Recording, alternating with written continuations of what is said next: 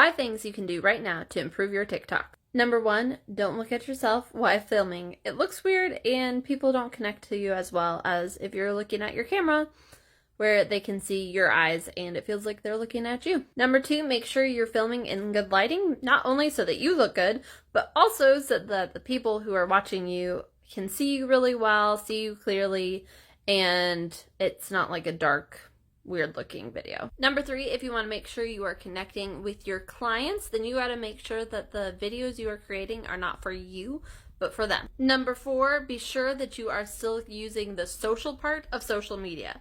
Make sure you're not just creating and walking away. You want to make sure you're actually engaging and talking and communicating on your social media platform with your fellow creators and content creators and also your clientele. Lastly, number 5, you want to make sure that you are creating a consistency schedule and you are sticking with it. Now, there are times in life where you just aren't going to be able to do that, or you need a break. Like, we basically took off the month of July because we were both overwhelmed and had too much going on in our lives to be able to post every day on our TikTok account.